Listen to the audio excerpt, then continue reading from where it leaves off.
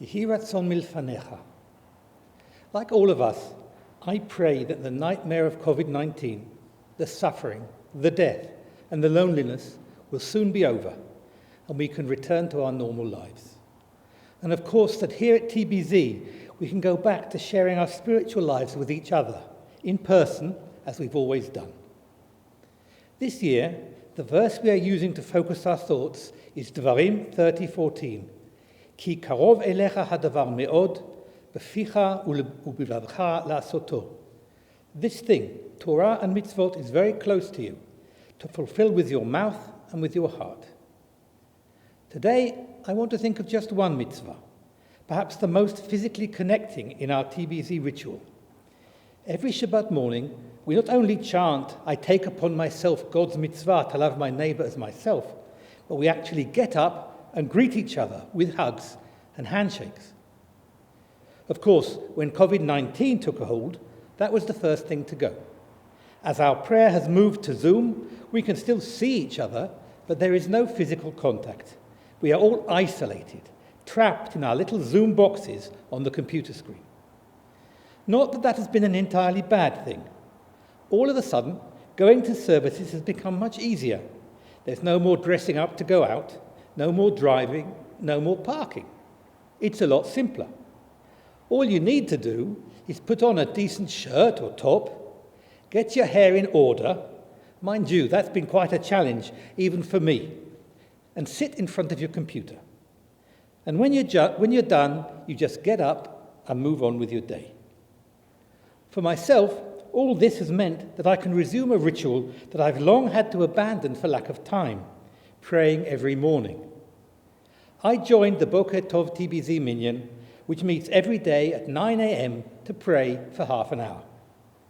It was started by Rav Claudia at the very beginning of COVID to preserve contact in the time of social distancing. And she leads the prayers with her characteristic combination of amazing spirituality and energy. I soon began to feel the benefit, once again, of centering myself each morning, reminding myself of all I had to be grateful for, and renewing my commitment to my values and myself. Beyond that, I've also become part of a small community who come together every day. Most of them I'd never met before, yet the experience of praying with them has let me into their lives, and them into mine. So important did it become to me that when summer came and Rav Claudia announced that Boker Tov TBZ would be held only twice a week, I was devastated and told her so. Her response was simple. If it's that important to you, why don't you organize it yourself?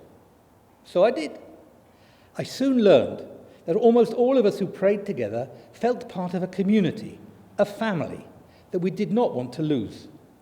And since TBZ is blessed with many generous-spirited rabbis and prayer leaders among its congregants, it was no problem to organize the extra meetings. And we continued to meet, pray together, and enjoy each other's company all summer long. As time went on, I began to appreciate something I had not understood before. Yes, we were physically cut off from each other. And no, the experience of prayer over Zoom was by no means as intense as when we prayed in the sanctuary. And yet, the very limitations imposed on us by the situation had enabled us to create something quite new and quite beautiful, which would not have come about any other way. In fact, you do not need to be in actual contact to share spiritual feelings. As the verse from Dvarim says, Torah and mitzvot are always close, whatever our physical situation. And we can fulfill them with our mouths and with our hearts, even from a distance, even over Zoom. That is what the experience of Boker Tov TBZ has taught me. Community is not just a physical thing. The kind of connection on which it's founded begins in the heart.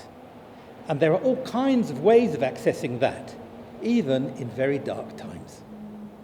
So now, as I wish for the end of the pandemic and our return to normality, I'm a little conflicted. What will happen to Boker Tov TBZ and its community?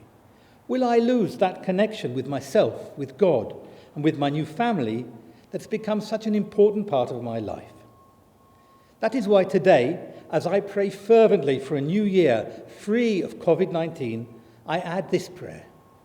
Yehi ratzon milfanecha.